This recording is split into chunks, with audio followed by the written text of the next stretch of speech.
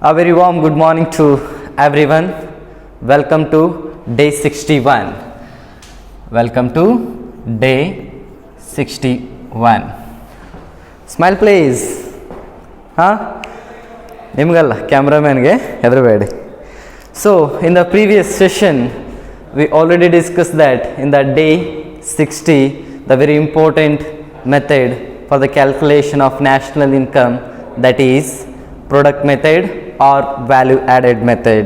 How we are calculate the value added method through the help of farmer and baker example.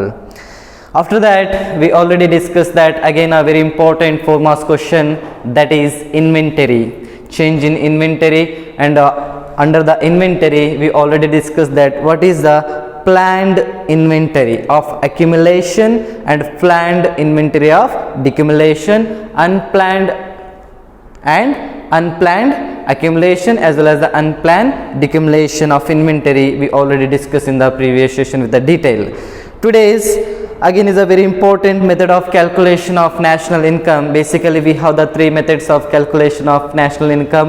One is a product method or a value added method, second one is a expenditure method, and third one is a income method.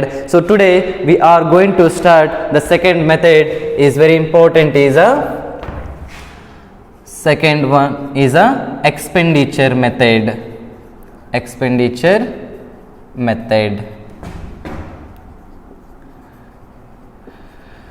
So in this method we people are discussing the pattern of demand side. So in the previous product method or a value added method we are discuss the production side, but here we are discuss the demand side of the economy. So what we are discuss here, demand side of the economy. Demand side of the economy. So in the demand side of the economy, it means people are demanding more goods and services in an economy. For purchasing of those particular goods and services, they are spending some money in the economy, that is will be the your expenditure method. The demand side of the economy is considered as a or referred as a expenditure method. If in exam if they are asked for the 2 marks question or a 1 marks question, define expenditure method, or 1 marks question, demand side of the economy is nothing but is a referred as a expenditure method. Or you can also write this,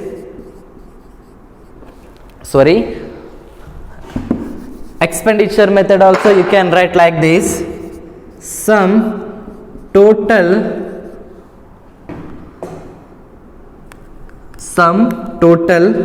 final or expenditure, sum total of all final expenditure incurred of firms in an economy is called expenditure method. Sum total of all final expenditure incurred by firms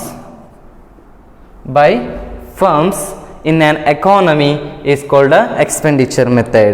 So it's the firm 1 or firm 2 or firm 3 or firm 4, n number of firms we have, all the firms are incurred, they are spending some amount of money, that is called expenditure of the firms. In the final expenditure incurred by the firms in the economy is called as a expenditure method. So whatever it's a product method or a value method or a expenditure method or a income method, whatever method you are calculated, the final national income should be the same. So when we are calculated our national income through the help of product method or value added method, our national income value will be the 250 rupees we got, right? So how we get the value added of the firm 1, it is means a farmer value added will be the 100 rupees, value added 2, that is baker 200 minus 50, 50 will be the value added. It means the intermediate goods we deduct there, that is a 150 rupees. The total final value of the national income will be the 250 rupees. We already discussed in the previous session. Through the help of expenditure method also, we need to get same answer or same value of the national income, then only it will be the correct. So through the help of the same example we are taking here, again the for example of farmer and baker example, farmer and baker example with the expenditure method. So here he is producing 200 rupees worth of bread, right? And this person is producing 100 rupees worth of wheat in a production, right? But producing of bread, he is using the 50 rupees of intermediate goods. 50 rupees of intermediate goods, that is nothing but 50 rupees of wheat he is purchasing from the farmer. Then he is paying the 50 rupees to this person, right? Then the final expenditure of farmer is only 50 rupees. The final expenditure of farmer is only 50 rupees because out of 100 rupees he is received 50 rupees of intermediate goods value from baker. That's why the final expenditure is incurred by the farmer is only 50 rupees. And second one, the final expenditure of baker, the final expenditure of baker is 200 rupees. The final value of that bread will be the 200 rupees. With that 200 rupees we are deduct the already intermediate goods value, that is 50 rupees, because we are not consider intermediate goods value in a calculation of GDP or calculation of national income. That's why I took only 50 rupees value of the farmer, because that again 50 rupees will be the you are used for the intermediate goods value. So that's why we are deducting that intermediate goods value from the national income. That's why the final expenditure is incurred by the farmer is just 50 rupees. The final expenditure of the baker is incurred by the 200 rupees. So obviously national income is equal to 200 of the baker final expenditure of the bread, and 50 rupees will be the final expenditure of the farmer. So the total final expenditure will be the 250 rupees in through the help of expenditure method. Is it clear? Through the help of value added method or a product method, we get our national income is 250 rupees, and through the help of expenditure method also we are getting the answer is a 250 rupees. So whatever is the product method, expenditure method or a income method, the final value of the national income should be the remain same. Is it clear? So this is the explanation regarding through the help of expenditure method how can we are calculated the national income with the same example like a farmer and baker example. Now in a economy, any firm is a I firm or n number of firms we have. So how we people are estimate expenditure method with the different components. Basically for the calculation of national income through the help of expenditure method, we have main or basically 4 important components under the expenditure method. The 4 important components, first one is final consumption expenditure. The first one is a final consumption expenditure. Final consumption expenditure. So that is denoted by CI. It means a firm I final consumption expenditure is denoted by CI.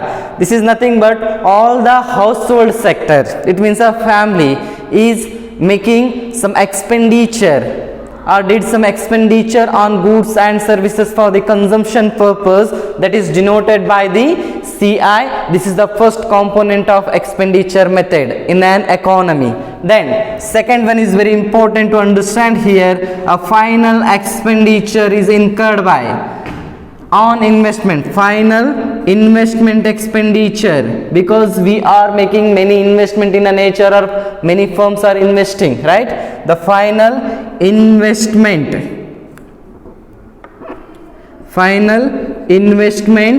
expenditure, final investment expenditure is denoted by II. The firm I, investment expenditure is denoted by II. Then third one is very important. Try to understand here. A final government expenditure. The government also did some expenditure on consumption goods also, as well as the capital goods also. Both the expenditure will be the incurred by the government. The final government expenditure is equal to or denoted by GI. CI is nothing but final consumption expenditure is incurred by the household sector. I, the final investment expenditure is made by the firms. GI, final government expenditure on goods and services. It may be a capital goods, it may be a consumption goods. Is it clear? So that is the final government expenditure GI. The fourth one is very important. A final export revenue, the final export revenue expenditure. It means we people are buying some goods and services or selling some goods and services to the abroad or some other different nations, that is considered as a final export revenue expenditure is called as a or denoted by XI.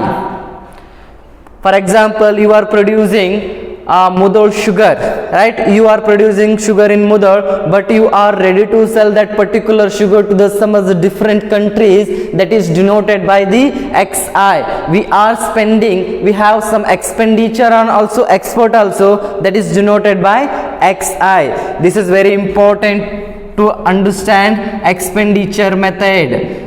These four kinds of expenditure we have under the national income. Okay, CI, II, GI and XI. So now I can write the total revenue expenditure of the firm. The total revenue expenditure of the firm is identity. Double bar is nothing but equal, the triple sign is nothing but identity. Identity means nothing but left side of the value as well as the right side of the value, both are same. 250 identity equal to 250 means whatever, if you calculate the right side of the value, if you are calculate the right side of the value, the values are remain same. Okay, that is will be the identify, that is we call the this symbol will be the identity, both the side of the value will be the same. The total revenue value of the firm or I firm revenue value is equal to, I can write here CI plus II plus GI plus XI. So this is your first equation. Is it clear? This is the only firm, single firm I am considered here, that is the X or Y. I firm revenue expenditure, identity, consumption expenditure of the I firm, investment expenditure of the I firm and government expenditure of the I firm plus export expenditure of the your I firm. So this is the N. If we have the N number of firms in an economy, N number of firms, then what is the equation now? It means we are adding all the firms here, because in the economy we have the huge number of firms.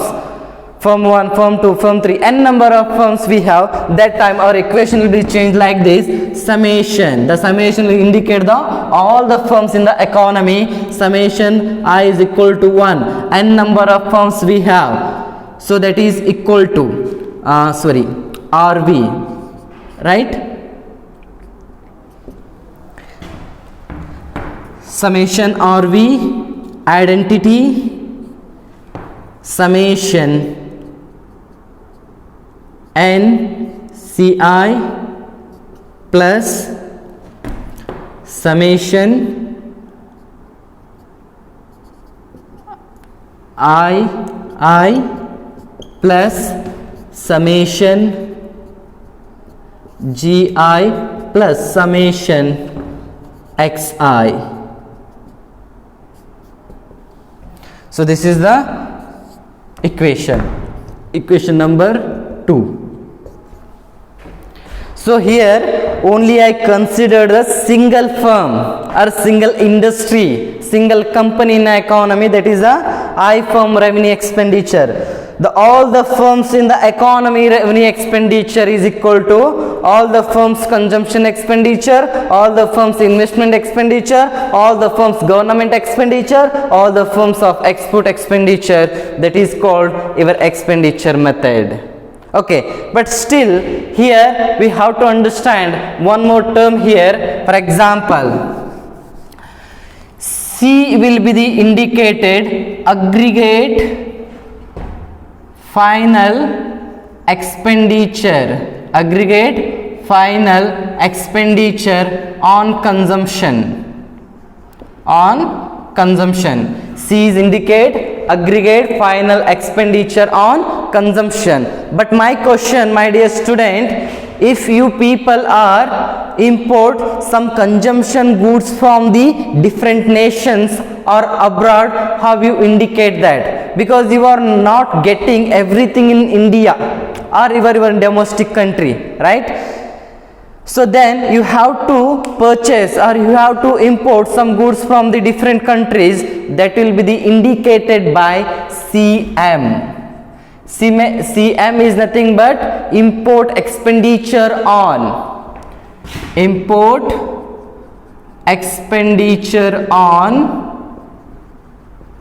consumption goods. For example, I want Apple mobile, but Apple mobile is not available in India. Then I imported that Apple mobile from the different nations. That will consumption is nothing but CM, is considered as a CM, because that is a consumption goods, right? If I imported particular crop or particular food item, maybe pizza or burger I imported from America, that will consider as a CM again. So finally I can write CI is nothing but C minus CM, right? So it means domestically what I spending in the economy, because I have to deduct some import values, right? Because I expenditure on America, I have to deduct that value, then only I get the domestic expenditure value in the economy. That is CI is nothing but C minus CM. Okay, so if in all the firms consumption expenditure, summation NI is equal to 1, CI is nothing but C minus CM. We can write like this, right? Is nothing but R summation C minus summation C minus N, or you can write in this way, is no problem. C minus CM is fine. This is the final. So in the similar way we can also write like this, I is equal to I minus M, because we are investing even foreign countries also, or we are importing some investment for the foreign countries, that is denoted by IM. Instead of C, I, aggregate final expenditure on investment. Instead of CM, we can write a IM, import expenditure on investment goods. Is it clear? That's why similarly I can write the summation of I is equal to I minus IM. Right? Then the similar way I can write G I is nothing but G minus GM. It means a summation I is equal to ZI is nothing but G minus ZM. It means even your government also have some expenditure on import goods and services. Instead of C, I can write I. I means aggregate final expenditure. Sorry, G means aggregate final expenditure on government, on goods and services. GM means import expenditure on government goods and services. Is it clear? So in this way we can write finally C, M, I, M and GM. These are some imported expenditure on goods and services of the country. So it is showing the imported, what you are imported. If you are imported consumption goods, that will be the CM. If you are imported the investment, on investment expenditure, that will be the I. If you are imported some goods and services for the based on the government, that will be the GM. It will be denoted the aggregate value of the expenditure on imported goods. It may be a consumption, it may be a expenditure, it may be a your government. Is it clear? So finally I can write equation now like this. So your third equation can you write like this? Maybe. So now your revenue expenditure is equal to, I can write C R C minus M plus I minus M plus G minus M plus XI, right? Otherwise, so if you simplify this equation number 3, if you are simplify this equation, so I can write RV I is equal to C plus I plus G plus summation XI. So in a bracket I can write all the terms CM minus CM plus IM plus and GM. That is the fourth equation we have. All the import terms will be the one side. We'll get, if you summation n number of revenue expenditure made by the I firms, so now it will be the summation consumption expenditure plus summation investment expenditure plus summation government expenditure plus summation export expenditure. So C plus M, import is nothing but CM plus IM plus GM. All the aggregate import expenditure is denoted by M. M is nothing but import expenditure. Expenditure on import. It may be a consumption, investment or government expenditure, that is denoted by M. So I can write now X minus MI. So finally, end of the day, you can calculate our GDP will be the like this. That is the fifth equation. So finally GDP is equal to C plus I plus G plus X minus M. This is the universal definition of your expenditure method.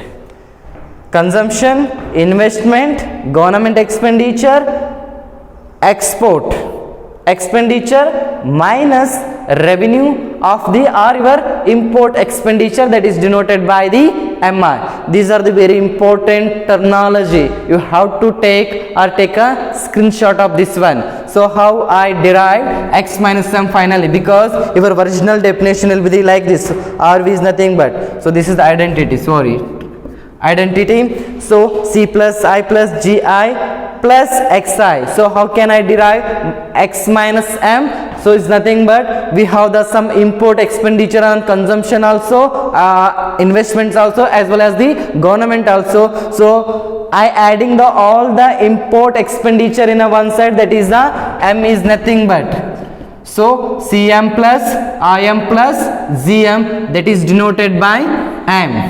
Is it clear? These are the aggregate import expenditure on goods and services, that is denoted by M. The final equation of the GDP is nothing but a final expenditures are incurred by the firms in an economy is nothing but GDP on consumption, on investment, on government expenditure plus export and import expenditure is called as a expenditure method. Is it clear? But here try to understand, I is a unstable variable. Only I is a unstable variable. It always changes in the economy because we always changes our investment pattern. Sometimes we are investment in capital goods, sometimes we are investment on some other assets. Okay, so that's why they are considered in your NCERT. I is a unstable variable here. Is it clear?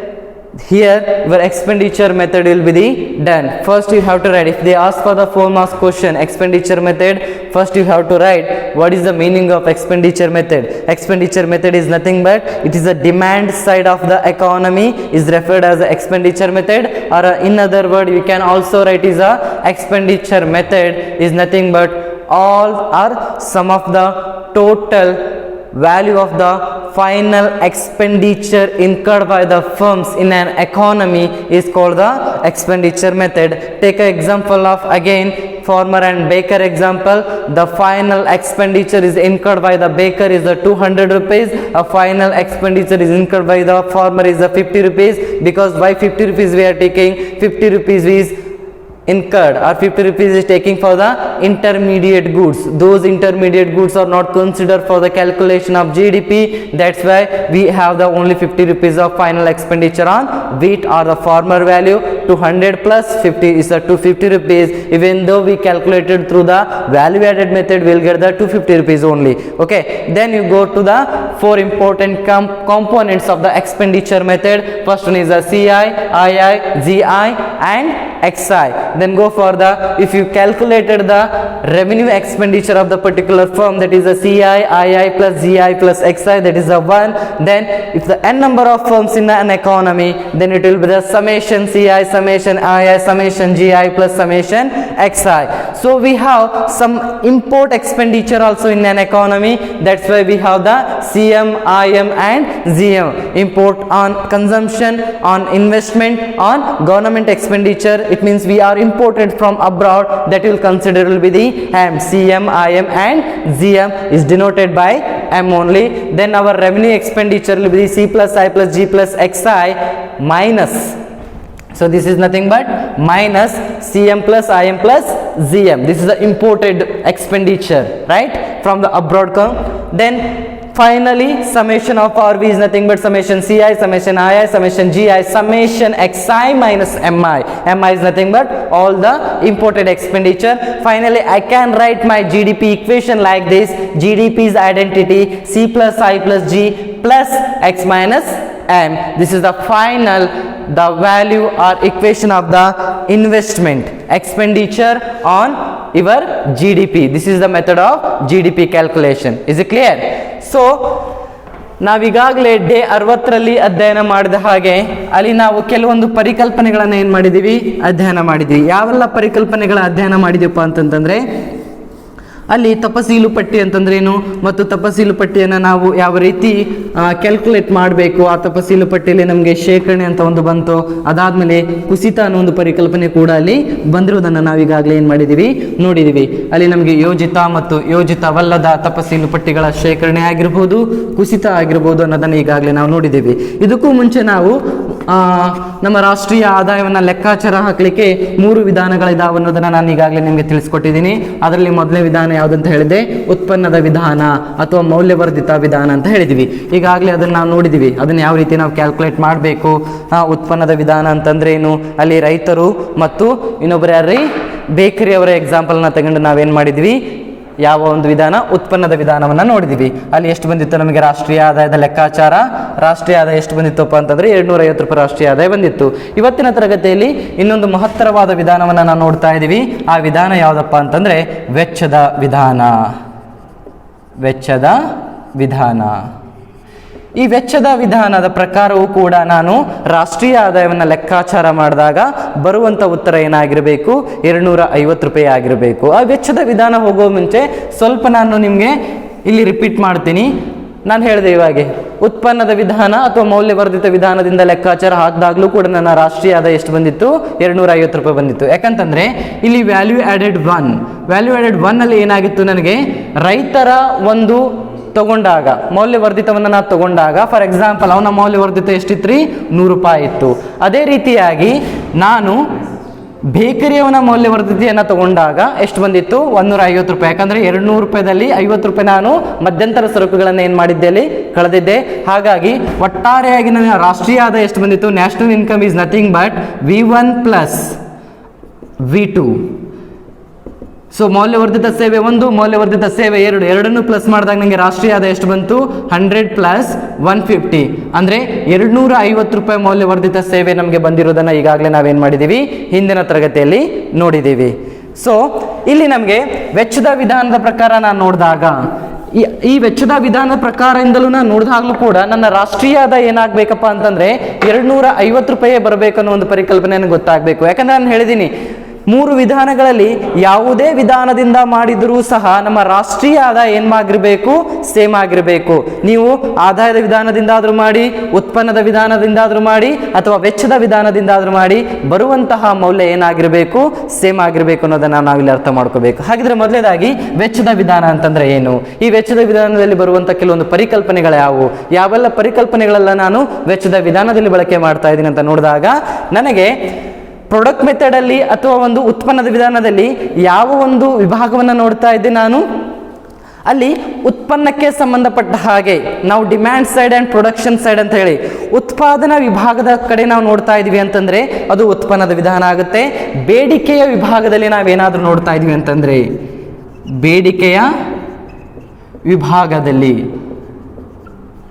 Demand side ಅಂತ ಕರಿತೀವಿ ನಾವು, ಅಥವಾ ಬೇಡಿಕೆಯ ಕಡೆ ಅಂತ ನೋಡ್ತಾ ಇದ್ದೀವಿ. ಬೇಡಿಕೆಯ ಕಡೆ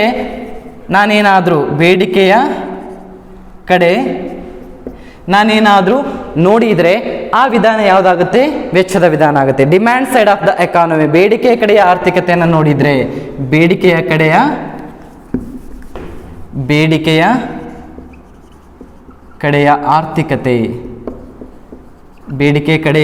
ಆರ್ಥಿಕತೆಯನ್ನು ನಾನು ಏನಾದರೂ ನೋಡಿದರೆ ಆ ಆರ್ಥಿಕತೆಯನ್ನು, ಆ ವಿಧಾನವನ್ನು ಏನಂತ ಕರಿಬಹುದಾಗಿದೆ, ವೆಚ್ಚದ ವಿಧಾನ ಅಂತ ಹೇಳಿ ಕರಿಬಹುದಾಗಿದೆ. ಅಕಸ್ಮಾತ್ ಇದನ್ನು 1 ಅಂಕದ ಪ್ರಶ್ನೆಯನ್ನು ಅಥವಾ 2 ಅಂಕದ ಪ್ರಶ್ನೆಯನ್ನು ಕೇಳಿದರೆ, ವೆಚ್ಚದ ವಿಧಾನ ಅಂದರೆ ಏನಂತ ಕೇಳಿದರೆ ಜಸ್ಟ್ ಈ ರೀತಿಯಾಗಿ ನೀವು ಆನ್ಸರ್ ಬರೆಯಬಹುದು. ಆರ್ಥಿಕತೆಯಲ್ಲಿ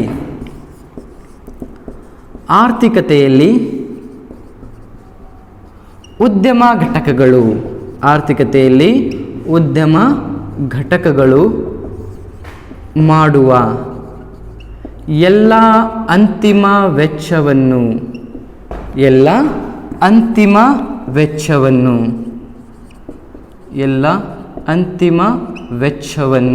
ಏನಂತ ಕರಿಬಹುದಾಗಿದೆ, ವೆಚ್ಚದ ವಿಧಾನವಂತ ಕರಿಬಹುದಾಗಿದೆ. ಇದು ತುಂಬ ಮಹತ್ವವಾಗಿದ್ದು, ಎಲ್ಲ ಅಂತಿಮ ವೆಚ್ಚವನ್ನು, ಯಾರು ಆರ್ಥಿಕತೆಯಲ್ಲಿ ಉದ್ಯಮ ಘಟಕಗಳು ಮಾಡುವ ಎಲ್ಲ ಅಂತಿಮ ವೆಚ್ಚವನ್ನು ಏನಂತ ಕರಿಬಹುದಾಗಿದೆ, ವೆಚ್ಚದ ವಿಧಾನ ಅಂತ ಕರಿಬಹುದಾಗಿದೆ.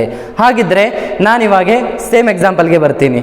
ಈಗಾಗಲೇ ನಾವು ಯಾರು ಎಕ್ಸಾಂಪಲ್ ತೊಗೊಂಡಿದ್ವಿ, ರೈತರು ಮತ್ತು ಇನ್ನೊಬ್ಬರ ಎಕ್ಸಾಂಪಲ್ ಯಾವ್ರಿ, ಬೇಕರಿಯವರ ಎಕ್ಸಾಂಪಲನ್ನು ನಾವು ಈಗಾಗಲೇ ಉತ್ಪನ್ನದ ವಿಧಾನದಲ್ಲಿ ತೆಗೆದುಕೊಂಡಿದ್ವಿ. ಇಲ್ಲಿ ನಾನು ವೆಚ್ಚದ ವಿಧಾನ ಪ್ರಕಾರ ನೋಡೋದಾದರೆ, ಒಬ್ಬ ರೈತ ಅಂತಿಮವಾಗಿ ಎಷ್ಟು 50 ರೂಪಾಯಿ ಖರ್ಚು ಮಾಡ್ತಾ ಇದ್ದಾನ್ರಿ. ಯಾವುದ್ರ ಮೇಲ್ಗಡೆ, ಗೋಧಿಯ ಮೇಲ್ಗಡೆ ಅವನ ಅಂತಿಮ ವೆಚ್ಚ ಎಷ್ಟಿದೆ, 50 ರೂಪಾಯಿ ಇದೆ. ಯಾಕೆ ಸರ್ 100 ರೂಪಾಯಿ ಇದೆ ಅಲ್ಲ ಅಂತ ನೀವು ಕೇಳಬಹುದು. ಅರೆ ಹೌದು, ಬಟ್ ಇಲ್ಲಿ 100 ರೂಪಾಯಿದಲ್ಲಿ ಅವನು ಏನು ಮಾಡಿದ್ದಾನೆ, 200 ರೂಪಾಯಿ ಹೇಳ್ತೀನಿ ಒಂದು ನಿಮಿಷ. ಫಾರ್ ಎಕ್ಸಾಂಪಲ್ ಬ್ರೆಡ್ ಇದು. ಯಾಕೆ ನಾನು ಇಲ್ಲಿ ರೈತಂದು ಕೇವಲ 50 ರೂಪಾಯಿಯನ್ನು ಮಾತ್ರ ತಗೊಂಡೆಪ್ಪ ಅಂತಂದರೆ, ಆ 100 ರೂಪಾಯಿ ವೆಚ್ಚದಲ್ಲಿ ಈಗಾಗಲೇ 50 ರೂಪಾಯಿ ವೆಚ್ಚವನ್ನು ನಾವು ಯಾವುದಕ್ಕೆ ಮಾಡಿದ್ದೀವಿ, ಮಧ್ಯಂತರ ಸರಕುಗಳಿಗಾಗಿ ಯೂಸ್ ಮಾಡ್ಕೊಂಡಿದ್ದೀನಿ. ಇದು ಅರ್ಥ ಮಾಡ್ಕೊಳ್ರಿ. 50 ರೂಪಾಯಿ ಎಲ್ಲಿ ಹೋಗಿದೆ, ನನಗೆ ಮಧ್ಯಂತರ ಸರಕುಗಳಿಗೆ ಹೋಗಿದೆ. ಮಧ್ಯಂತರ ಸರಕುಗಳ ವೆಚ್ಚ 50 ರೂಪಾಯಿ ಆಗಿದೆ ನನಗೆ ಈಗಾಗಲೇ, ನೆನಪಿರಲಿ ಅದು. ಯಾಕಂತಂದರೆ ನನಗೆ ಬ್ರೆಡ್ಡನ್ನು ಉತ್ಪಾದನೆ ಮಾಡಬೇಕಾದ್ರೆ ಯಾವುದರ ಸಹಾಯ ಬೇಕಾಗಿದೆ, ಗೋಧಿಯ ಸಹಾಯ ಬೇಕಾಗಿದೆ. ಈ ಮನುಷ್ಯ ಏನು ಮಾಡಿದ್ದಾನೆ, ಬೇಕರಿಯವನು 50 ರೂಪಾಯಿ ಬೆಲೆ ಬಾಳುವ ಗೋಧಿಯನ್ನು ಯಾರಿಂದ ತಗೊಂಡಿದ್ದಾನೆ, ಈ ರೈತನಿಂದ ತಗೊಂಡಿದ್ದಾನೆ, 50 ರೂಪಾಯಿ ಬೆಲೆ ಬಾಳುವ ಗೋಧಿಯನ್ನ ರೈತನಿಂದ ಈಗಾಗಲೇ ಒಂದು ತಗೊಂಡಿದ್ದಾನೆ ಅಂದ್ರೆ ರೈತರ ಹತ್ರ ಉಳಿದಿರುವಂತಹ ಎಕ್ಸ್ಪೆಂಡಿಚರ್ ಎಷ್ಟಾಯ್ತು? ಕೇವಲ 50 ರೂಪಾಯಿ ಆಯ್ತಲ್ಲ. ಯಾಕಂದ್ರೆ 100 ರೂಪಾಯಿ ಇದ್ದಂತ ಎಕ್ಸ್ಪೆಂಡಿಚರ್ ಅಲ್ಲಿ 50 ರೂಪಾಯಿ ಭಾಗವನ್ನ ಯಾರು ತಗೊಂಡ್ರು? ಈ ಬೇಕರಿಯವನ್ನ ತಗೊಂಡು 50 ರೂಪಾಯಿ. ಈಗ ಎಕ್ಸ್ಪೆಂಡಿಚರ್ ಯಾವ್ದ್ರಲ್ಲಿ ಇದೆ? ಈಗ ಆಲ್ರೆಡಿ ಬ್ರೆಡ್ ಅಲ್ಲಿ ಇದೆ. ಹಾಗಾಗಿ ಅದನ್ನ ಮತ್ತೆ ಇನ್ನೊಂದ್ಸಾರಿ ನಾವು ಕ್ಯಾಲ್ಕುಲೇಟ್ ಮಾಡುವಾಗಿಲ್ಲ. ಮತ್ತೆ ಇನ್ನೊಂದ್ಸಾರಿ 50 ರೂಪಾಯಿನ ನಾವು ತಗೊಂಡಿದ್ದೆ ಆದ್ರೆ ಅದೇನಾಗುತ್ತೆ? ಡಬಲ್ ಕೌಂಟಿಂಗ್ ಆಗುತ್ತೆ ಅನ್ನೋದನ್ನ ನಾನು ಈಗಾಗಲೇ ಹೇಳಿದ್ದೀನಿ. ಹಾಗಾಗಿ ಒಬ್ಬ ರೈತ ಗೋಧಿಯ ಮೇಲೆ ಮಾಡುವಂತ ಅಂತಿಮ ವೆಚ್ಚ ಎಷ್ಟಾಗಿದೆ? 50 ರೂಪಾಯಿ ಆಗಿದೆ. ಒಬ್ಬ ಬೇಕರಿಯವನು ಆ ಬ್ರೆಡ್ ಮೇಲೆ ಮಾಡುವಂತ ಅಂತಿಮ ವೆಚ್ಚ ಎಷ್ಟಾಗಿದೆ? 200 ರೂಪಾಯಿ ಆಗಿದೆ. ಯಾಕಂತಂದ್ರೆ 50 ರೂಪಾಯಿ ಏನ್ ಮಾಡಿದ್ದಾರೆ ಅವರು? ಮಧ್ಯಂತರ ಸರಕುಗಳಾಗಿ ಯೂಸ್ ಮಾಡ್ಕೊಂಡಿದ್ದಾರೆ. ಹಾಗಾಗಿ ಆ 50 ರೂಪಾಯಿಯನ್ನ ನಾನು ಏನ್ ಮಾಡೋದಿಲ್ಲ, ರಾಷ್ಟ್ರೀಯ ಆದಾಯದ ಲೆಕ್ಕಾಚಾರದಲ್ಲಿ ಸೇರಿಸೋದಿಲ್ಲ. ಒಂದು ವೇಳೆ ಆ ಮಧ್ಯಂತರ ಸರಕುಗಳ ಮೌಲ್ಯವನ್ನ ನಾನು ರಾಷ್ಟ್ರೀಯ ಆದಾಯದಲ್ಲಿ ಸೇರಿಸಿದ್ದೆ ಆದ್ರೆ ಆ ಒಂದು ಮೆಥಡ್ ಏನಾಗುತ್ತೆ? ತಪ್ಪಾಗುತ್ತೆ. ನಮ್ಮ ರಾಷ್ಟ್ರೀಯ ಆದಾಯ 300 ರೂಪಾಯಿ ಬರುತ್ತೆ. ಬಿಕಾಸ್ ಆಫ್ ಡಬಲ್ ಕೌಂಟಿಂಗ್, ದ್ವಿಗುಣ ದೋಷದಿಂದ ಅದು ಬರ್ತಾ ಇರುವಂತದ್ದು. ಹಾಗಾಗಿ ಆ ಮಧ್ಯಂತರ ಸರಕುಗಳ ಮೌಲ್ಯವನ್ನ ನಾನು ಇಲ್ಲಿ ಏನ್ ಮಾಡೋದಿಲ್ಲ, ಸೇರಿಸೋದಿಲ್ಲ. ಹಾಗಾಗಿ ಫೈನಲ್ ಆಗಿ ಆ ಗೋಧಿಯ ಮೇಲೆ ರೈತ ಮಾಡುವಂತಹ ಅಂತಿಮ ವೆಚ್ಚ ಎಷ್ಟಿದೆ? 50 ರೂಪಾಯಿ ಇದೆ. ಯಾಕಂದ್ರೆ 50 ರೂಪಾಯಿ ಯಾರಿಗೆ ಕೊಡ್ತಾನೆ ಅವನು? ಮಧ್ಯಂತರ ಸರಕುಗಳು ಉತ್ಪಾದನೆಯಾಗಿ ಬೇಕರಿಯವನಿಗೆ ಕೊಡುವುದರಿಂದ. ಸೊ ಬೇಕರಿಯವನು ಮಾಡುವಂತಹ ಅಂತಿಮ ವೆಚ್ಚ ಎಷ್ಟಾಗಿದೆ ಆರ್ಥಿಕತೆಯಲ್ಲಿ? 200 ರೂಪಾಯಿ ಹಾಗಾಗಿದೆ. ಹಾಗಾಗಿ ನನ್ನ ರಾಷ್ಟ್ರೀಯ ಆದಾಯ ಎಷ್ಟು ಬರಬೇಕು? 250. 200 ಪ್ಲಸ್ 50. ಸೊ ನಾನು ಉತ್ಪನ್ನದ ವಿಧಾನದ ಪ್ರಕಾರ ಮಾಡಿದಾಗ್ಲೂ ಕೂಡ ನನ್ನ ರಾಷ್ಟ್ರೀಯ ಆದಾಯ 250 ರೂಪಾಯಿ ಬಂತು. ವೆಚ್ಚದ ವಿಧಾನದಿಂದ ಮಾಡಿದಾಗ್ಲೂ ಕೂಡ ನನ್ನ ರಾಷ್ಟ್ರೀಯ ಆದಾಯ ಏನು ಬಂತು? 250 ಬಂತು. ಮುಂದೆ ಮೂರನೇ ಒಂದು ವಿಧಾನ ಬರುತ್ತೆ, ಇನ್ಕಮ್ ಅಥವಾ ಆದಾಯದ ವಿಧಾನದಿಂದ ಮಾಡಿದಾಗ್ಲೂ ಕೂಡ ನನ್ನ ರಾಷ್ಟ್ರೀಯ ಆದಾಯ 250 ಬಂದ್ರೆ ನನ್ನ ಕ್ಯಾಲ್ಕುಲೇಷನ್ ಅಲ್ಲಿ ಯಾವುದು ಕೂಡ ತಪ್ಪಾಗಿಲ್ಲ ಅಂತ ಹೇಳಿ ನಾವಿಲ್ಲಿ ಏನ್ ಮಾಡ್ಕೋಬೇಕು? ಅರ್ಥ ಮಾಡ್ಕೋಬೇಕು. ಇದನ್ನ ಕರೆಕ್ಟ್ ಆಗಿ ಅರ್ಥ ಮಾಡ್ಕೊಳ್ಳಿ. ಮಧ್ಯಂತರ ಸರಕುಗಳ ಮೌಲ್ಯವನ್ನ ನಾನು ರಾಷ್ಟ್ರೀಯ ಆದಾಯ ಲೆಕ್ಕಾಚಾರದಲ್ಲಿ ನಾವು ಪರಿಗಣನೆಗೆ ತೆಗೆದುಕೊಳ್ಳುವುದಿಲ್ಲ. ಒಂದು ವೇಳೆ ಪರಿಗಣನೆಗೆ ತೆಗೆದುಕೊಂಡಿದ್ದೇ ಆದ್ರೆ ಅದು ದ್ವಿಗುಣ ಸಮಸ್ಯೆಗೆ ಏನಾಗುತ್ತೆ? ಕಾರಣ ಆಗುತ್ತೆ. ಅವಾಗ ನನ್ನ ರಾಷ್ಟ್ರೀಯ ಆದಾಯ 300 ಬರ್ಲಿಕ್ಕೆ ಸ್ಟಾರ್ಟ್ ಆಗುತ್ತೆ. ಅದು ತಪ್ಪಾಗಿರುತ್ತೆ. ಸೊ ಇದು ಏನಾಯ್ತು? ಎಕ್ಸಾಂಪಲ್ ಆಯ್ತು. ಇಲ್ಲಿ ನಾವು ಮುಖ್ಯವಾಗಿ ಅರ್ಥ ಮಾಡ್ಕೋಬೇಕಾಗಿದ್ರೆ ವೆಚ್ಚದ ವಿಧಾನದಲ್ಲಿ ಬರುವಂತಹ 4 ಪರಿಕಲ್ಪನೆಗಳು ಯಾವುವು? ಸೊ ಯಾವುದೇ ಒಂದು ಉದ್ಯಮ ಘಟಕದ ಒಂದು ರಾಷ್ಟ್ರೀಯ ಆದಾಯವನ್ನ ನಾನು ವೆಚ್ಚದ ವಿಧಾನದ ಮೂಲಕ ಕಂಡುಹಿಡಿಯಬೇಕಾದ್ರೆ ಅಲ್ಲೂ 4 ಅಂಶಗಳು ಬರ್ತವೆ ನನಗೆ. ಮುಖ್ಯವಾಗಿ ಆ 4 ಅಂಶಗಳು ಯಾವುವು? ಸೊ ಇಲ್ಲಿ ಬರ್ತೀನಿ ನಾನು. ಆ 4 ಮುಖ್ಯವಾದ ಅಂಶಗಳು ಯಾವಪ್ಪ ಅಂತಂದ್ರೆ ರಾಷ್ಟ್ರೀಯ ಆದಾಯದ ಲೆಕ್ಕಾಚಾರದಲ್ಲಿ ಬರುವಂತಹ 4 ಮುಖ್ಯವಾದಂತಹ ಪರಿಕಲ್ಪನೆಗಳು ಅಥವಾ ಅಂಶಗಳು ಯಾವಪ್ಪ ಅಂತಂದ್ರೆ, ನಾವು ಮೊದಲನೇದಾಗಿ ಯಾವೆಲ್ಲ ವೆಚ್ಚಗಳನ್ನು ನಾವು ವೆಚ್ಚದ ವಿಧಾನದಲ್ಲಿ ಪಾಲ್ಗೊಳಿಸ್ತಾ ಇದ್ದೀವಿ. ಇಲ್ಲಿ ನನಗೆ 4 ರೀತಿಯಾದ ವೆಚ್ಚಗಳು ಬರ್ತಾವೆ. ಮೊದಲನೇದಾಗಿ CI ಅಂತ ಕರಿತೀವಿ. ಅದಕ್ಕೆ ಅಂದ್ರೆ ಅನುಭೋಗದ ಮೇಲೆ ಮಾಡುವಂತಹ ವೆಚ್ಚ, ಎಕ್ಸ್ಪೆಂಡಿಚರ್ ಆನ್ ಕನ್ಸಂಪ್ಷನ್ ಅಂತ ಕರಿತೀವಿ. ಅನುಭೋಗದ ಮೇಲೆ ಮಾಡುವ ವೆಚ್ಚ, ಅನುಭೋಗದ ಮೇಲೆ ಮಾಡುವ ವೆಚ್ಚ. ಇದು ಯಾವುದಕ್ಕೆ ಸಂಬಂಧಪಟ್ಟಿದೆ ಅಂತಂದ್ರೆ ಹೌಸ್ ಹೋಲ್ಡ್, ನಾವೆಲ್ಲ ಕುಟುಂಬ ವಲಯದಿಂದ ಬರುವಂತವರು ದಿನನಿತ್ಯ ಜೀವನದಲ್ಲಿ ನಾವೇನ್ ಮಾಡ್ತಾ ಇದೀವಿ? ಸರಕು ಮತ್ತು ಸೇವೆಗಳ ಮೇಲೆ ಏನ್ ಮಾಡ್ತಾ ಇದೀವಿ? ವೆಚ್ಚ ಮಾಡ್ತಾ ಇದೀವಿ. ತರಕಾರಿ ತೆಗೊಳ್ಳಿಕ್ಕೂ ಆಗಿರ್ಬೋದು, ಆಹಾರ, ಬಟ್ಟೆ, ಈ ರೀತಿಯಾಗಿ ಅನುಭೋಗದ ಸಲುವಾಗಿ ನಾನು ಏನ್ ಮಾಡ್ತಾ ಇದ್ದೀನಿ? ಪ್ರತಿನಿತ್ಯ ದಿನ ವೆಚ್ಚ ಮಾಡ್ತಾ ಇದ್ದೀನಿ. ಅಥವಾ ಉದ್ಯಮ ಘಟಕಗಳು ಏನ್ ಮಾಡ್ತಾ ಇದೀವಿ? ಅನುಭೋಗಕ್ಕೋಸ್ಕರ ಏನ್ ಮಾಡ್ತಾ ಇದ್ದೇವೆ? ವೆಚ್ಚ ಮಾಡ್ತಾ ಇದ್ದೇವೆ. ಅಂತಹ ವೆಚ್ಚವನ್ನ ನಾವೇನಂತ ಕರಿಬಹುದಾಗಿದೆ? ಅನುಭೋಗದ ಮೇಲೆ ಮಾಡುವಂತ ವೆಚ್ಚವನ್ನ ಯಾವ ರೀತಿ ತೋರಿಸ್ಕೊಡ್ತಾ ಇದ್ದಾರೆ ಅವರು? CI ಅಂತ ಹೇಳ್ತಾ ಇದ್ದಾರೆ. ಇದು ಒಂದು ರೀತಿಯ ವೆಚ್ಚ. ಅರ್ಥ ಆಯ್ತಲ್ಲ? ಅನುಭೋಗದ ಮೇಲೆ ಮಾಡುವಂತಹ ವೆಚ್ಚವನ್ನ ಏನಂತ ಕರಿಬಹುದಾಗಿದೆ? ನಾವು ಅನುಭೋಗದ ವೆಚ್ಚ. ಅದನ್ನ ನಾವು CI ಅಂತ ಕರಿಬಹುದಾಗಿದೆ. ಎರಡನೇದಾಗಿ ಬರುವಂತದ್ದು ನನಗೆ I ಅಂತ ಕರಿತೀವಿ ನಾವು. I ಅಂತಂದ್ರೆ, ಇದು I ಅಂದ್ರೆ ಬೇರೆ ಏನಲ್ಲ, ಉದ್ಯಮ ಘಟಕ I. ಯಾವುದೋ ಒಂದು ಉದ್ಯಮ ಘಟಕವನ್ನು ತೆಗೆದುಕೊಳ್ತಾ ಇದೀವಿ. ಇಲ್ಲಿ ಎಕ್ಸಾಂಪಲ್ ಆಗಿ I ಅಂತ ತೆಗೆದುಕೊಳ್ತಾ ಇದ್ದೀವಿ. ಯಾವುದೋ ಒಂದು I ಉದ್ಯಮ ಘಟಕ ಅಂತ ಕರಿತಾ ಇದ್ದೀವಿ. ಅರ್ಥ ಆಯ್ತಲ್ಲ? ಅಷ್ಟೇ. I ಅಂದ್ರೆ ಬೇರೆ ಏನೂ ಅಲ್ಲ. C ಅಂತಂದ್ರೆ ಅನುಭೋಗ ಅಂತ ಆಯ್ತು. I ಅಂತಂದ್ರೆ ಹೂಡಿಕೆ ಅಂತಂತು. ಅಂದ್ರೆ ಪ್ರತಿನಿತ್ಯ ಜೀವನದಲ್ಲಿ ಉದ್ಯಮ ಘಟಕಗಳು ಏನ್ ಮಾಡ್ತಾ ಇದ್ದೇವೆ? ಹೂಡಿಕೆ ಮಾಡ್ತಾ ಇದ್ದೇವೆ. ಯಾವುದ್ರ ಮೇಲ್ಗಡೆ? ಬಂಡವಾಳ ಸರಕುಗಳ ಮೇಲೆ. ಹೊಸ ಯಂತ್ರಗಳನ್ನ, ಹೊಸ ಮಷಿನ್ಗಳನ್ನ ಆಗಿರಬಹುದು, ಅಥವಾ ಹೊಸ ಪ್ಲಾಂಟ್ಗಳನ್ನ ಆಗಿರಬಹುದು, ಏನ್ ಮಾಡ್ತಾ ಇದ್ದಾರೆ ಅವರು? ಹಾಕೋತಾ ಇದ್ದಾರೆ. ಅಥವಾ ದೊಡ್ಡ ಬಿಲ್ಡಿಂಗ್ ಗಳನ್ನ ಕನ್ಸ್ಟ್ರಕ್ಟ್ ಮಾಡ್ತಾ ಇದ್ದಾರೆ. ಅಂದ್ರೆ ಅವ್ರು ಏನ್ ಮಾಡ್ತಾ ಇದ್ದಾರೆ? ಬಂಡವಾಳ ಸರಕುಗಳ ಮೇಲೆ ಏನ್ ಮಾಡ್ತಾರೆ? ದಿನನಿತ್ಯ ಜೀವನದಲ್ಲಿ ಏನ್ ಮಾಡ್ತಾ ಇದ್ದಾರೆ? ಅವರು ಹೂಡಿಕೆ ಮಾಡ್ತಾ ಇದ್ದಾರೆ. ಆ ಹೂಡಿಕೆ ಮಾಡುವಂಥದ್ದು ಏನ್? ನನಗೆ ಒಂದು ವೆಚ್ಚನೇ ಅಲ್ವಾ? ಫಾರ್ ಎಕ್ಸಾಂಪಲ್, ಯಾವುದೋ ಒಂದು ಕಾರನ್ನ ತೆಗೆದುಕೊಂಡೆ ಅಂತಂತಂದ್ರೆ ಅದು ನನಗೆ ವೆಚ್ಚ ಅಲ್ಲ, ಅದು ಅನುಭೋಗದ ವೆಚ್ಚ ಆಯಿತು. ಅದೇ ರೀತಿ ಯಾವುದೋ ಒಂದು ಉದ್ಯಮ ಘಟಕ ಯಾವುದೋ ಒಂದು ಹೊಸ ಮಷೀನನ್ನು ಏನು ಮಾಡ್ತಾ ಇದೆ, ಹಾಕೋತಾ ಇದೆ ಅಂತಂತಂದ್ರೆ ಆ ಮಷಿನ್ ಮೇಲ್ಗಡೆ ಏನು ಮಾಡ್ತಾ ಇದೆ, ಅದು ವೆಚ್ಚ ಮಾಡ್ತಾ ಇದೆ ಅಂತ ಆಯ್ತು. ಬಟ್ ಅದು ಏನಾಗುತ್ತೆ, ಯಾಡ್ ಆಗುತ್ತೆ. ಬಟ್ ಅದು ಏನಾಯಿತು, ಒಂದು ಟೈಪ್ ಆದಂತಹ ವೆಚ್ಚನೇ ಆಗಿರುವಂಥದ್ದು. ಹಾಗಾಗಿ ಯಾವುದ್ರ ಮೇಲ್ಗಡೆ, ಹೂಡಿಕೆಯ ಮೇಲೆ ಮಾಡುವಂತಹ ವೆಚ್ಚ, ಹೂಡಿಕೆಯ ಮೇಲೆ ಮಾಡುವ ವೆಚ್ಚ, ಹೂಡಿಕೆಯ ಮೇಲೆ ಮಾಡುವ ವೆಚ್ಚವನ್ನು ಯಾವ ರೀತಿ ತೋರಿಸ್ಕೊಡ್ತಾ ಇದ್ವಿ ನಾವು, ಆಯ್ ಅಂತ ತೋರಿಸ್ಕೊಡ್ತಾ ಇದ್ದೀವಿ. ಅಂದರೆ ಆಯ್ ಉದ್ಯಮ ಘಟಕವು ಹೂಡಿಕೆಯ ಮೇಲೆ ಮಾಡುವ ವೆಚ್ಚವನ್ನು ನಾನು ಆಯ್ ಅಂತ ಕರಿಬಹುದು. ಅದು ಬಂಡವಾಳ ಸರಕುಗಳ ಮೇಲೆ ಏನು ಮಾಡ್ತಾ ಇರ್ತದೆ, ಯಾವಾಗಲೂ ಹೂಡಿಕೆ ವೆಚ್ಚವನ್ನು ಮಾಡ್ತಾ ಇರುತ್ತೆ. ಅದಾದಮೇಲೆ ನನಗೆ ಮೂರನೇದಾಗಿ ಬರುವಂಥ ಒಂದು ಪರಿಕಲ್ಪನೆ ಅಥವಾ ಅಂಶ ಯಾವುದಪ್ಪ ಅಂತಂದರೆ GI ಅಂತ ಕರಿತೇವೆ. ಅಂದರೆ ಒಂದು ಆಯ್ ಉದ್ಯಮ ಘಟಕವು ಸರ್ಕಾರವೂ ಕೂಡ ಕೆಲವು ಅನುಭೋಗ ಮತ್ತು ಯಾವುದು ಬಂಡವಾಳ ಸರಕುಗಳ ಮೇಲೆ ಏನು ಮಾಡ್ತಾ ಇರುತ್ತೆ, ವೆಚ್ಚ ಮಾಡ್ತಾ ಇರುತ್ತೆ. ಅಂತಹ ಸರ್ಕಾರ ಮಾಡುವ ವೆಚ್ಚವನ್ನು ನಾನು ಏನಂತ ಕರಿಬಹುದಾಗಿದೆ, ಹೂಡಿಕೆ GI ಅಂತ ಏನು ಮಾಡಬಹುದಾಗಿದೆ, ಕರಿಬಹುದಾಗಿದೆ. ಸರ್ಕಾರ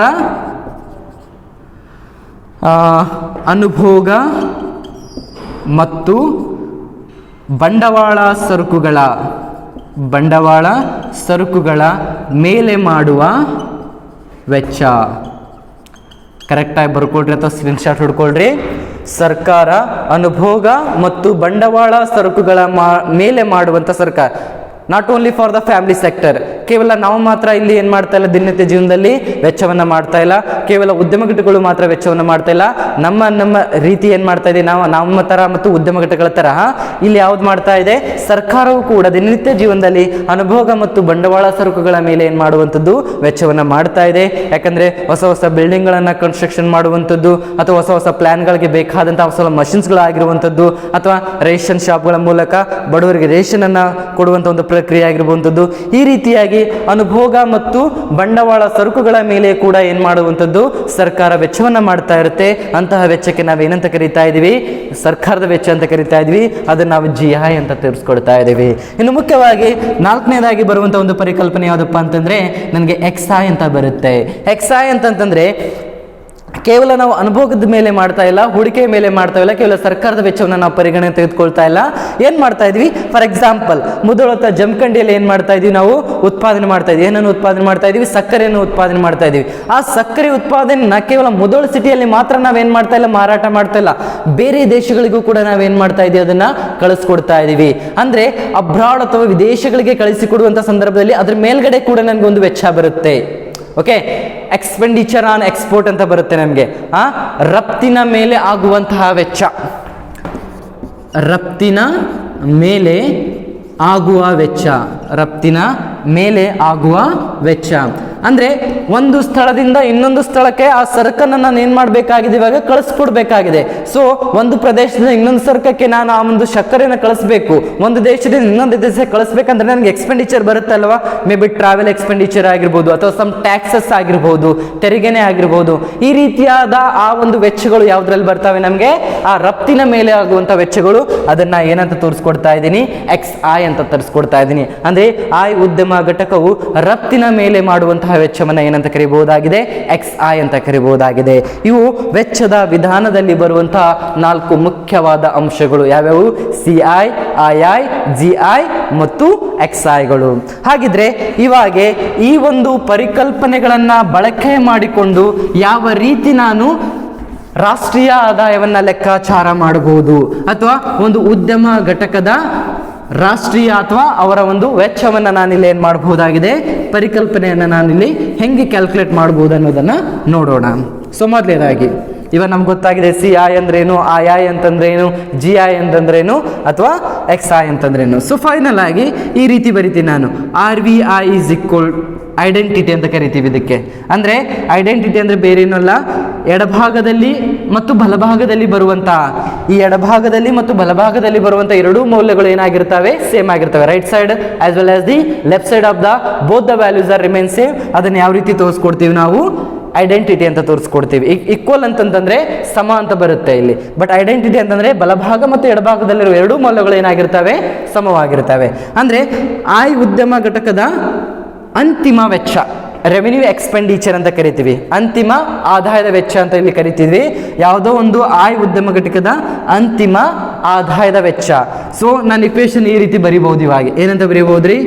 CI plus II plus GI plus XI. This is the first equation. ಬರೀಬಹುದಲ್ಲ ಈ ರೀತಿಯಾಗಿ ನಾನು? ಯಾಕೆ ಇದನ್ನು ಈ ರೀತಿ ಬರೆದೆ ನಾನು ಅಂದರೆ, ಒಂದು ಉದ್ಯಮ ಘಟಕವು ಅನುಭೋಗದ ಮೇಲೆ ಮಾಡುವಂಥ ವೆಚ್ಚ, ಒಂದು ಉದ್ಯಮ ಘಟಕವು ಹೂಡಿಕೆ ಮಾಡುವಂಥ ವೆಚ್ಚ, ಒಂದು ಆ ಉದ್ಯಮ ಘಟಕವು ಸರ್ಕಾರವು ಸರಕು ಮತ್ತು ಸೇವೆಗಳ ಮೇಲೆ ಮಾಡುವಂತಹ ವೆಚ್ಚ, ಪ್ಲಸ್ ಆ ಉದ್ಯಮ ಘಟಕವು ರಫ್ತಿನ ಮೇಲೆ ಮಾಡುವಂತಹ ವೆಚ್ಚವನ್ನು ಏನಂತ ಕರೀಬಹುದಾಗಿದೆ? ನಾನು ಆ ಒಂದು ಉದ್ಯಮ ಘಟಕವು ಮಾಡುವಂಥ ಒಟ್ಟು ಅಂತಿಮ ಆದಾಯದ ವೆಚ್ಚ. ಅರ್ಥ ಆಯ್ತಲ್ಲ? ಸೊ ಇದು ಕೇವಲ ಒಂದು ಉದ್ಯಮ ಘಟಕದ ಪರಿಕಲ್ಪನೆಯಲ್ಲಿ ಬಂತು. ಒಂದು ವೇಳೆ ನಮ್ಮ ಆರ್ಥಿಕತೆಯಲ್ಲಿ ಏನಾಗಿದ್ದಾವೆ? n ನಂಬರ್ ಆಫ್ ಬಹಳಷ್ಟು ಏನಾಗಿದ್ದಾವೆ? ಉದ್ಯಮ ಘಟಕಗಳಿದ್ದಾವೆ. ಹಾಗಾಗಿ ಬಹಳಷ್ಟು ಇದ್ದಾಗ ಅದನ್ನು ಏನಂತ ಇಂಡಿಕೇಟ್ ಮಾಡ್ತೀನಿ ನಾನು? n ಅಂತ ಇಂಡಿಕೇಟ್ ಮಾಡ್ತೀನಿ. n ಅಥವಾ ಅಪರಿಮಿತವಾದ ಉದ್ಯಮ ಘಟಕಗಳು ಇದ್ದಾಗ, ಅನೇಕ ಉದ್ಯಮ ಘಟಕಗಳು ಇದ್ದಾಗ, ಅಥವಾ n ಅನೇಕ ಉದ್ಯಮ ಘಟಕಗಳ ಪರಿಕಲ್ಪನೆಯಲ್ಲಿ ಅನೇಕ ಉದ್ಯಮ ಘಟಕಗಳು ಇದ್ದಾಗ ಇಕ್ವೇಶನ್ ಏನಾಗುತ್ತೆ? n ನಂಬರ್ ಆಫ್ ಉದ್ಯಮ ಘಟಕಗಳಿದ್ದಾಗ, n ಸಂಖ್ಯೆಯ ಉದ್ಯಮ ಘಟಕಗಳಿದ್ದಾಗ ಈ ಥರ ಬರ್ಕೊಂಬಿಡಿ. n ಸಂಖ್ಯೆಯ ಉದ್ಯಮ ಘಟಕಗಳಿದ್ದಾಗ, n ಸಂಖ್ಯೆಯ ಉದ್ಯಮ ಘಟಕಗಳು ಇದ್ದಾಗ ಈ ಇಕ್ವೇಶನ್ ಯಾವ ರೀತಿ ಚೇಂಜ್ ಆಗುತ್ತೆ ನೋಡೋಣ. RV ಬದಲಾಗಿ ಏನು ಬರಿಬೇಕಾಗುತ್ತೆ? ಸಮೇಷನ್ ಅಂತಂದ್ರೆ ಎಲ್ಲಾ ಉದ್ಯಮ ಘಟಕಗಳು ಬಂದು ಇಲ್ರಿ. ಮುಧೋಳಲ್ಲಿ ಇರುವಂಥದ್ದು, ಜಮಖಂಡಲ್ಲಿ ಇರುವಂಥದ್ದು, ಮತ್ತು ಬೆಂಗಳೂರಲ್ಲಿ ಇರುವಂಥದ್ದು, ಹೈದರಾಬಾದ್, ಚೆನ್ನೈ, ಕೋಲ್ಕತ್ತಾ, ಭಾರತದಲ್ಲಿರುವಂಥ ಎಲ್ಲಾ ಉದ್ಯಮ ಘಟಕಗಳು ಯಾವ್ದ್ರಲ್ಲಿ ಬರ್ತಾವೆ? ಇವಾಗ ಸಮೇಷನ್ ಅಲ್ಲಿ ಬಂದ್ಬಿಟ್ವು. ಹಾಗಾಗಿ I is equal to 1 ಎಲ್ಲ ಉದ್ಯಮ ಘಟಕಗಳ ಅಂತಿಮ ವೆಚ್ಚ ಇದು. ಓಕೆ, ಇಸ್ ಈಕ್ವಲ್ ಟು ಏನು ಬರಿಬಹುದು ಇವಾಗ? ಸಮೇಷನ್ ಆ ಎಲ್ಲ ಉದ್ಯಮ ಘಟಕಗಳು ಅನುಭೋಗದ ಮೇಲೆ ಮಾಡುವಂತಹ ವೆಚ್ಚನ ಸಮೇಷನ್ CI ಅಂತ ಕರಿಬಹುದು, ಪ್ಲಸ್ ಸಮೇಷನ್ I ಎಲ್ಲ ಉದ್ಯಮ ಘಟಕಗಳು ಹೂಡಿಕೆ ಮೇಲೆ ಮಾಡುವಂತಹ ವೆಚ್ಚ ಆಗಿರಬಹುದು, plus summation the total expenditure incurred by the government ಸರ್ಕಾರ ಮಾಡುವಂತಹ ಅಂತಿಮ ವೆಚ್ಚ ಒಂದು ಉದ್ಯಮ ಘಟಕಗಳ ಮೇಲೆ. ಅದೇ ರೀತಿ ಸಮೇಷನ್ ರಫ್ತಿನ ಮೇಲೆ ಮಾಡುವಂತಹ ವೆಚ್ಚವನ್ನು ನಾನು XI ಅಂತ ಕರೀಬಹುದು. Equation number 2. ಸೊ ಅಂದರೆ ಇಲ್ಲಿ ಕೇವಲ ಒಂದು ಉದ್ಯಮ ಘಟಕದ ಪರಿಕಲ್ಪನೆಯಲ್ಲಿ ನೋಡಿದ್ವಿ. ಇಲ್ಲಿ ನಾವು ಎಲ್ಲ ಉದ್ಯಮ ಘಟಕಗಳನ್ನು ನಾವು ಸೇರಿಸಿದಾಗ ಬರುವಂಥ ಇಕ್ವೇಶನ್ ಏನಾಗುತ್ತೆ? ಈ ರೀತಿ ಬರುವಂಥದ್ದು. ಬಟ್ ಇಲ್ಲಿ ಅರ್ಥ ಮಾಡ್ಕೊಳ್ರಿ, ಕೇವಲ ದೇಶೀಯವಾಗಿ ಮಾತ್ರ ನಾವೇನು ಮಾಡ್ಕೋತಾ ಇದ್ದೀವಿ? ಇಲ್ಲಿ ಉದ್ಯಮ ಘಟಕಗಳನ್ನು ನಾವೇನು ಮಾಡ್ತಾ ಇದ್ದೀವಿ? ತೆಗೆದುಕೊಳ್ತಾ ಇದ್ದೀವಿ. ಬಟ್ ಒಂದು ವೇಳೆ ಯಾವುದೋ ಸರಕುಗಳನ್ನು ನೀವೇನು ಮಾಡ್ತಾ ಇದ್ದೀರಾ? ಬೇರೆ ದೇಶಗಳಿಂದ ಇಲ್ಲಿ ತರಿಸ್ಕೊಳ್ತಾ ಇದ್ದೀರಾ. ಇಲ್ಲಿಂದ ನೀವು ಬೇರೆ ದೇಶಗಳಿಗೆ ಕಳಿಸ್ತಾ ಇದ್ರೆ ಅದನ್ನ XI ಅಲ್ಲಿ ಏನು ಮಾಡ್ತಾ ಇದ್ರಿ? ನೀವು ತಂದು ಹಾಕ್ತಾ ಇದ್ರಿ. ಬಟ್ ನೀವೇ ಬೇರೆ ದೇಶಗಳಿಂದ ಸರಕುಗಳನ್ನು ತೆಗೆದುಕೊಳ್ತಾ ಇದ್ದೀರಿ ಅಂತಂತಂದ್ರೆ ಅವುಗಳನ್ನು ಎಲ್ಲಿ ಆ್ಯಡ್ ಮಾಡ್ತೀರಾ? ರಾಷ್ಟ್ರೀಯ ಆದಾಯದಲ್ಲಿ ಬೇಕಲ್ಲ, ಅದರ ಅಮೌಂಟ್ ಕೂಡ ಬೇಕಲ್ಲ, ಅದರ ಮೌಲ್ಯವನ್ನು ಕೂಡ ನಾನು ಏನು ಮಾಡಬೇಕಾಗುತ್ತೆ? ಇಲ್ಲಿ ಆ್ಯಡ್ ಮಾಡಬೇಕಾಗತ್ತೆ.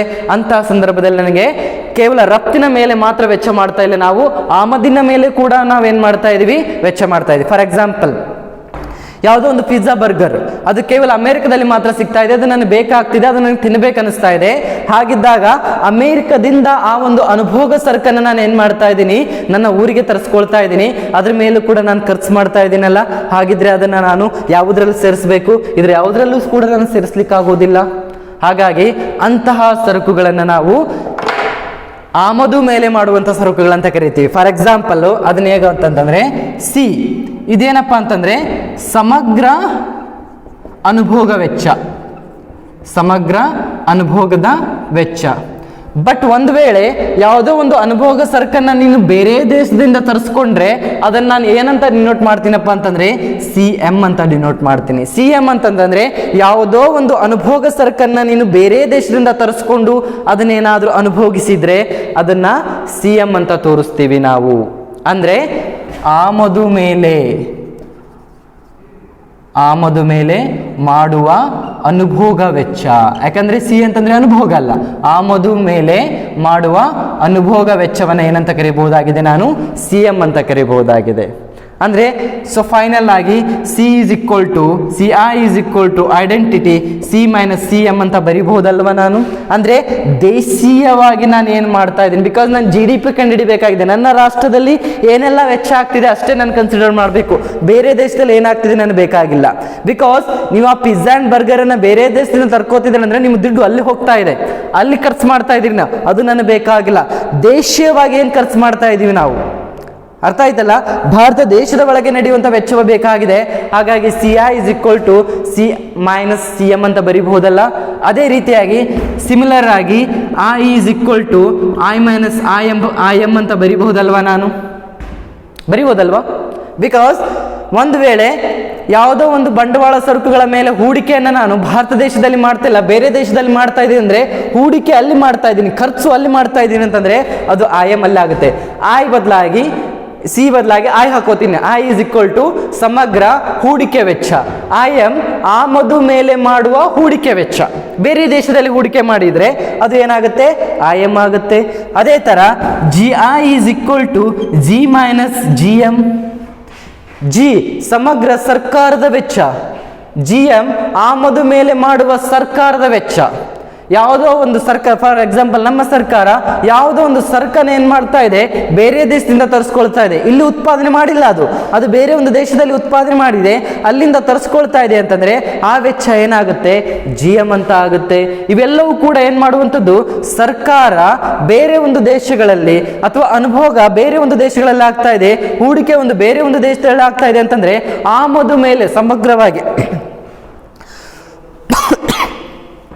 ಸೊ ಫೈನಲ್ ಆಗಿ ನಾವೇನು ಮಾಡ್ತಾ ಇದ್ದೀವಿ, ಸಮಗ್ರವಾಗಿ ಆಮದು ಮೇಲೆ ಏನು ಮಾಡ್ತಾ ಇದ್ದೀವಿ, ನಾವು ವೆಚ್ಚವನ್ನು ಮಾಡ್ತಾ ಇದ್ದೀವಿ. ಹಾಗಾಗಿ ಫೈನಲ್ ಆಗಿ ಏನು ಬರಿಬಹುದಪ್ಪ ಅಂತಂತಂದರೆ ಈ ರೀತಿ ಬರಿಬಹುದಾಗಿದೆ. I is equal to I minus I M. So G I is equal to G minus G M, right.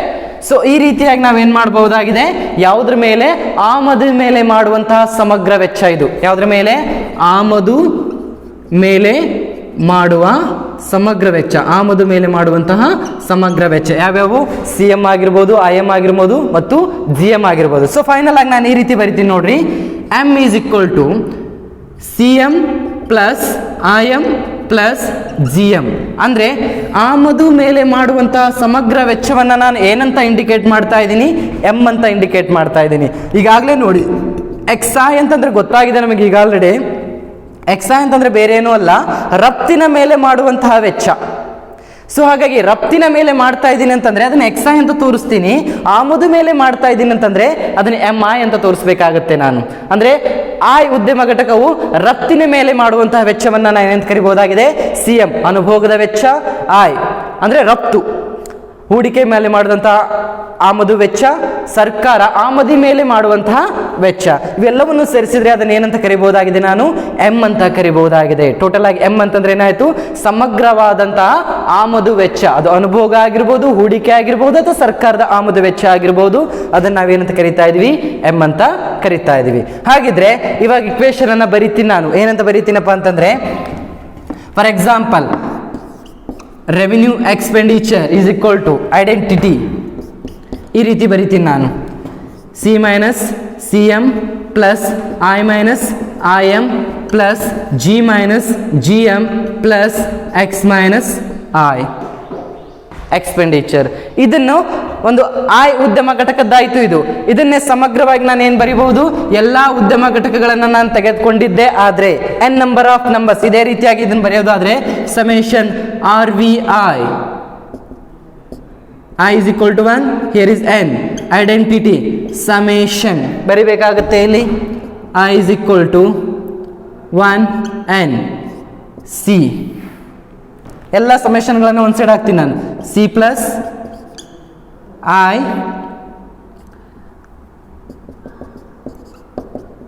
ಏನು ಬರುತ್ತೆ ಇಲ್ಲಿ ನನಗೆ, ನೆಕ್ಸ್ಟ್ ಸಿ ಆದಮೇಲೆ ಬರುವಂಥದ್ದು i plus summation I is equal to n g I plus summation x I minus ಏನು ಮಾಡಿಬಿಡ್ತೀನಿ ರೀ, ಇವೆಲ್ಲ ಒಂದು ಸೈಡ್ ತೊಗೊಂಡ್ಬಿಡ್ತೀನಿ.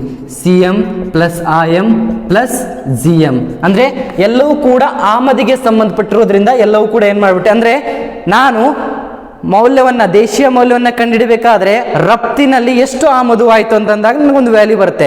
ಎಷ್ಟು ಕಳಿಸ್ಕೊಟ್ಟೆ, ಎಷ್ಟು ಆಮದು ಮಾಡಿಕೊಂಡೆ, ಕಳಿಸಿಕೊಟ್ಟಿದ್ರಲ್ಲಿ ಆಮದುವನ್ನು ನಾನು ಮೈನಸ್ ಮಾಡಿದ್ರೆ ನನಗೇನು ಸಿಗುತ್ತೆ, ನಿವ್ವಳ ಬೆಲೆ ಸಿಗುತ್ತೆ, ಬ್ಯಾಲೆನ್ಸ್ ಆಫ್ ಪೇಮೆಂಟ್ ಅಥವಾ ನಿವ್ವಳ ಮೌಲ್ಯ ಅಂತ ಸಿಗುತ್ತೆ ನನಗೆ, ಎಷ್ಟು ಉಳಿತು ಅಂತೇಳಿ. ಫಾರ್ ಎಕ್ಸಾಂಪಲ್ಲು ಇದನ್ನು ನಾನು ಸೂಕ್ಷ್ಮವಾಗಿ ಹೇಳೋದಾದರೆ, ಯಾರಿಗೋ ಒಂದು 10,000 ರೂಪಾಯಿ ಸಾಲ ಕೊಟ್ಟಿದ್ದೀರಾ, ಇದು ಕೊಟ್ಟಿರುವಂಥದ್ದು.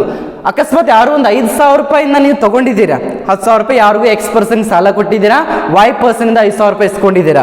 ಅಂದರೆ ನೀನು ಎಷ್ಟರಲ್ಲಿ ಬೆನಿಫಿಟಲ್ಲಿ ಇದೆಯಾ, 10,000 ಕೊಟ್ಟಿದೆಯಾ, 5,000 ಇಸ್ಕೊಂಡಿದೆಯಾ, 10,000 ಮೈನಸ್ 5,000 ನಿನ್ನ ಹತ್ರ ಎಷ್ಟು ಬೆನಿಫಿಟಲ್ಲಿ ಇದೆಯಾ ಅಂತ ಆಯಿತು, ನೀನು 5,000 ರೂಪಾಯಿ. ಅದೇ ಥರ ಎಕ್ಸ್ಪೋರ್ಟಲ್ಲಿ ಆಮದು, ರಫ್ತುಲಿ ನಾನು ಆಮದುವನ್ನು ಏನು ಮಾಡಬೇಕಾಗುತ್ತೆ, ಮೈನಸ್ ಮಾಡಬೇಕಾಗುತ್ತೆ. ಹಾಗಾಗಿ ಇಲ್ಲಿ ಮೈನಸನ್ನು ಹಾಕ್ಕೊಂಡೆ ನಾನು. ಸೊ ಫೈನಲ್ ಆಗಿ ನಾನು ಜಿ ಡಿ ಪಿನ ಈ ರೀತಿ ಬರಿಬಹುದಲ್ವಾ, G D P is identity, right. ಅವಾಗ ಏನು ಬರಿಬೋದು ನಾನು, C plus I plus G plus X minus M ಬರಿಬಹುದಲ್ವಾ. ಅನುಭೋಗದ ವೆಚ್ಚ, ಹೂಡಿಕೆಯ ವೆಚ್ಚ, ಸರ್ಕಾರದ ವೆಚ್ಚ ಪ್ಲಸ್ ರಫ್ತು ಮೈನಸ್ ಆಮದು, ರಫ್ತು ಮೈನಸ್ ಆಮದು, ಇವೆಲ್ಲವನ್ನೂ ನಾನೇನಾದರೂ ಕ್ಯಾಲ್ಕುಲೇಟ್ ಮಾಡಿದ್ರೆ ನನಗೆ ಬರುವಂಥ ವಿಧಾನ ಯಾವುದ್ರಿ, ಇದು ಇಕ್ವೇಷನ್ ನಂಬರ್ 4 ಆದರೆ ಇದು ಇಕ್ವೇಷನ್ ನಂಬರ್ ಏನಾಗುತ್ತೆ, ನನಗೆ 5 ಆಗುವಂಥದ್ದು. ಅಂದರೆ ಫೈನಲ್ ಆಗಿ ನನ್ನ ರಾಷ್ಟ್ರೀಯ ಆದಾಯವನ್ನು, ನನ್ನ ಒಟ್ಟು ದೇಶೀಯ ಉತ್ಪನ್ನವನ್ನು, ಒಟ್ಟು ದೇಶೀಯ ಆದಾಯವನ್ನು ಏನು ಮಾಡ್ತಾ ಇದ್ದೀನಿ ನಾನು, ವೆಚ್ಚದ ವಿಧಾನದ ಮೂಲಕ ಕಂಡುಹಿಡಿಯೋದಾದರೆ C plus I plus G plus X minus M. ಯಾಕೆ ಎಕ್ಸ್ ಮೈನಸ್ ಎಮ್ ಬಂತ ಅನ್ನೋದನ್ನು ಇವೆಲ್ಲವೂ ಕೂಡ ನೀವೇನು ಮಾಡಬೇಕಾಗುತ್ತೆ, ಬರಿಬೇಕಾಗುತ್ತೆ ಸಪ್ರೇಟ್. ಸಿ ಅಂತಂದ್ರೇನು, ಸಿ ಎಮ್ ಅಂತಂದ್ರೇನು, ಐ ಅಂತಂದ್ರೇನು, ಐ ಎಮ್ ಅಂತಂದ್ರೇನು, ಜಿ ಅಂತಂದ್ರೇನು, ಜಿ ಎಮ್ ಅಂತಂದ್ರೇನು. ಫೈನಲ್ ಆಗಿ ಅವೆಲ್ಲವನ್ನು C M I M plus G M ಸೇರಿಸಿದಾಗ ಏನು ಬರ್ತಾ ಇದೆ, ಆಮದು ಬರ್ತಾ ಇದೆ, ಸಮಗ್ರ ಆಮದು ವೆಚ್ಚ. ಅವುಗಳನ್ನು ಈ ರೀತಿಯಾಗಿ ನೀವೇನು ಮಾಡ್ಬೋದಾಗುತ್ತೆ, ಇಕ್ವೇಷನ್ ಅಲ್ಲಿ ತೋರಿಸ್ಕೊಡ್ಬೇಕಾಗುತ್ತೆ. ಅರ್ಥ ಆಯ್ತಲ್ಲ, ಯಾವ ರೀತಿಯಾಗಿ ನಾನು ಸ್ಟೆಪ್ 1, ಸ್ಟೆಪ್ 2, ಸ್ಟೆಪ್ 3 ಮತ್ತು ಸ್ಟೆಪ್ 4ಗಳನ್ನು ಬಿಡಿಸಿ ಫೈನಲ್ ಆಗಿ ರಾಷ್ಟ್ರೀಯ ಆದಾಯದ ಲೆಕ್ಕಾಚಾರವನ್ನು ಮಾಡಿದ್ದೀನಿ ಅನ್ನೋದನ್ನು ನೀವು ಅರ್ಥ ಮಾಡ್ಕೋಬೇಕು. ಇದನ್ನು 4 ಅಂಕದ ಪ್ರಶ್ನೆಯನ್ನು ಕೇಳಿದಾಗ ಈ ರೀತಿಯಾಗಿ ಬಿಡಿಸಬೇಕಾಗುತ್ತೆ.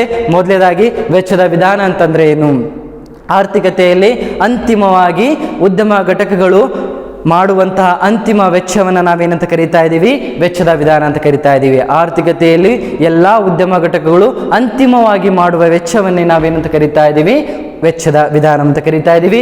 ಆ ವೆಚ್ಚದ ವಿಧಾನದಲ್ಲಿ ನಾವು ಈಗಾಗಲೇ ಏನು ಮಾಡಬೇಕಾಗಿದೆ, ರೈತರು ಮತ್ತು ಬೇಕರಿಯರ ಎಕ್ಸಾಂಪಲ್ನ ತೆಗೆದುಕೊಂಡು 250 ಬರುತ್ತೆ ಅಂತ ಹೇಳಬೇಕು.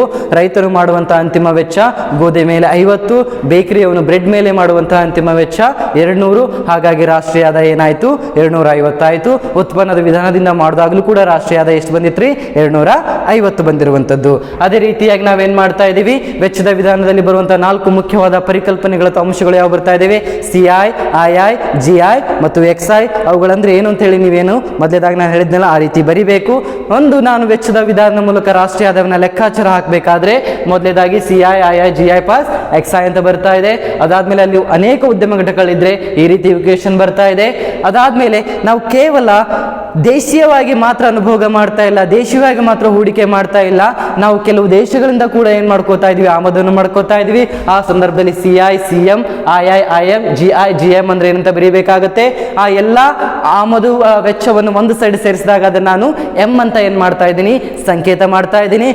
ಅವುಗಳನ್ನು ನಾನು ಏನು ಮಾಡಿದೆ, ಇಕ್ವೇಷನ್ ಅಲ್ಲಿ ಹಾಕಿದಾಗ ಈ ರೀತಿ ಬರ್ತಾ ಇದೆ, G G M N S plus X I, right.